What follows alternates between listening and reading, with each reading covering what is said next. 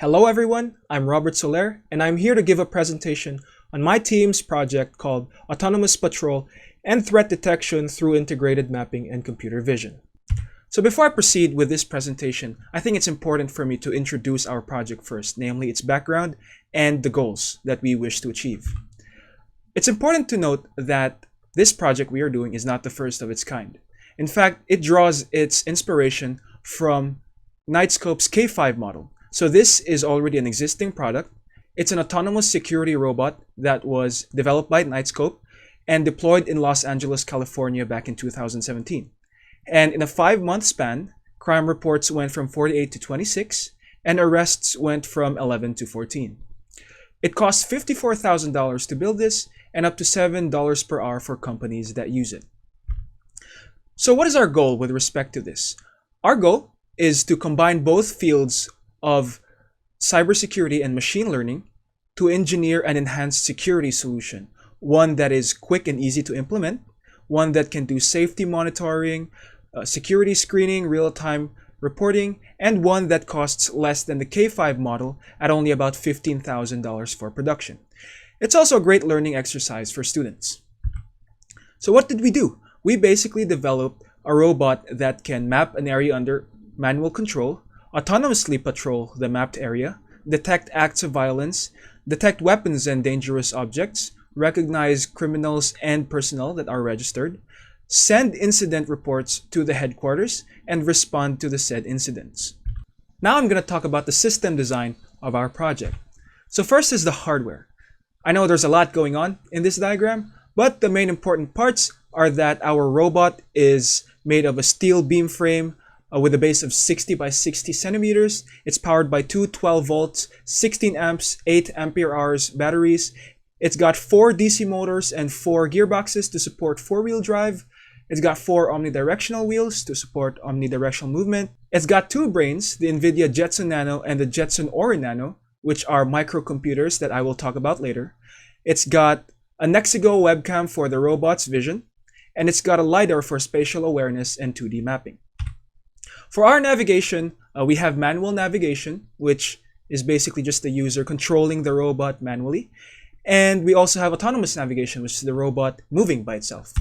Then for computer vision and AI, we have weapon detection, which enables the robot to detect objects like guns, knives, and other weapons. We have facial recognition, which enables the robot to recognize registered personnel or criminals. And we also have threat detection, which enables the robot to detect violent or threatening behavior. Then we also have APIs and communication. So this project is going to deal with a lot of client-server communication. And to make this possible, we need 2 APIs. One API that runs in the robot and one in the server. So the robot API sends incidents to the server, and the server API is the one that receives this incidents. It also sends this data to the front end, which brings me to our next part of the system design, the front end and user interface.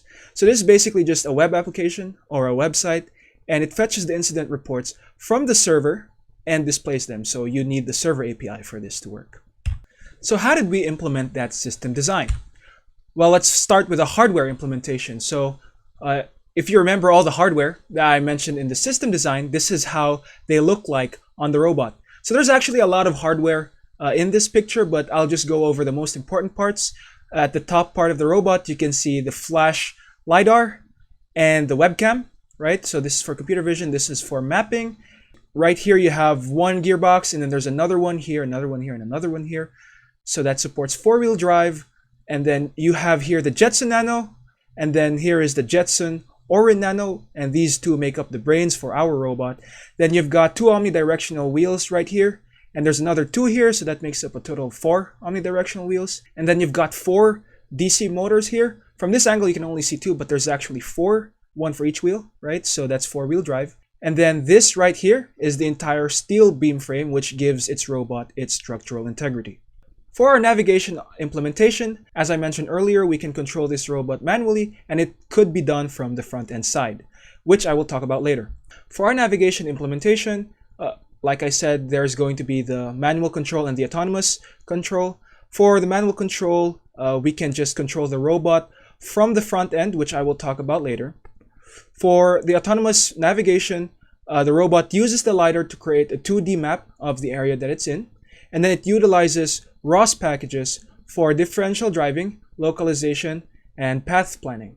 All ROS packages run in the Jetson Nano. So if you remember earlier, the Jetson Nano is one of the brains of our robot.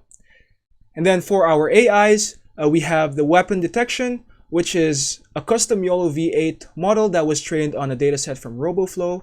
We have facial recognition, which we did not train. It was already a readily available Python library called face recognition.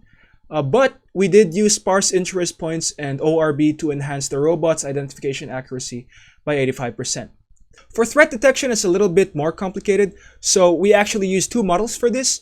One is called the pose estimation and the other one is called threat detection. So basically what it does is that the pose estimation model analyzes a person's pose. So it's going to look at a person and then figure out what that person's pose is. And then once it does that, it feeds the pose to the threat detection model, which then analyzes the pose and thinks if it's a threatening pose or a violent pose or not. And so this is run on a hybrid MobileNet by LSTM architecture. The pose estimation model was trained on a CocoaPose dataset, and the threat detection model was trained on Kaggle. All of these models are run on the Jetson Orin Nano, which is the other half of our robot's brain. Then we also have the communication and API implementation. So we did this using Python and FastAPI. FastAPI is a web application framework that runs on Python. And then we ended up building 3 APIs actually. So first we have the Jetson Orin Nano API, which is also known as the Robot API, if you remember the system design that I talked about. Once the computer vision recognizes an incident, this API will send that report, that incident report, to the server API. It does this using HTTP over Wi-Fi connection. Then we have the Jetson Nano API. So this one is used for manual control of the robot. It receives manual control from the front end and converts it into movement. And then lastly, we have the server API, which receives the reports from the robot API, stores these reports in a PostgreSQL database, and then provides the data to be shown on the web application or the front end. And then for our front end implementation, we ended up making 4 pages. First, we have the homepage, which shows the status of the robot and basic statistics on the incidents. And then we have an incident reports page, which shows all the recorded incidents. We have a live stream and manual control page, which provides a live feed of the robot's point of view and also provides manual control for the robot. And then lastly, we have the register personnel page, which allows us to input images of security personnel so that our robot can recognize them on the fly. And then lastly, since this is a security robot, we can't forget cybersecurity. So there is user authentication, which is in the form of a login page in our web app. We also use token-based authentication to ensure that the web pages are only accessible by users that have successfully logged in. And then we also do password hashing in the database to prevent password disclosure if ever a database is compromised. So these passwords are actually the passwords that are used for the user authentication part. Now let's talk about the results of our project. So the first test we ran was a test wherein there were multiple weapon holders. So we instructed the robot to move to a certain area, and then in that certain area there was me and my friend. We drew our weapons at each other and the robot saw us. So what happened? Immediately, incident reports appeared on the web app. The knife and handgun were detected, and reports showed an image of the incident as well as the location where it happened. So here's a short demo of that happening. This is us. This is the robot moving to its instructed area. And then it's positioning itself to look at me and my friend. And then we draw our weapons at each other. And then when we look at the front end part, we can see that that's the image of the gun.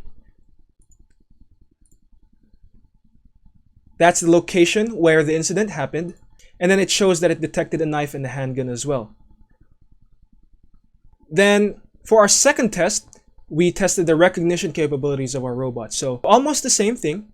The robot moved to a certain area after we instructed it to do so. And then it had a clear view of my face before I pulled the knife out. So what happened? Immediately, the incident reports appeared on the web app. a knife was detected and the person with the knife was recognized, which was me, Robert Soler. And here's a short demo of that test happening. So again, that's the robot moving to the place we instructed it to go to. And then it's looking at me right now with a clear view on my face. And then I pull out a knife. Then it raises an alarm. And then when you go to the front end, sure enough, you can see that it detected a knife. That's the image. And it recognized me as Robert Soler. And with that, we can now discuss the conclusions of our project. So my team was able to successfully implement an operationally efficient and autonomous security robot. It's capable of manual and autonomous navigation. It can detect threats and dangerous objects. It's secure. It's got a simple yet clean user interface. It is a great intersection of engineering, computer science, and cybersecurity. These are the references. You can pause the video if you want to take a look at them. That's all that we have. Thank you very much for listening.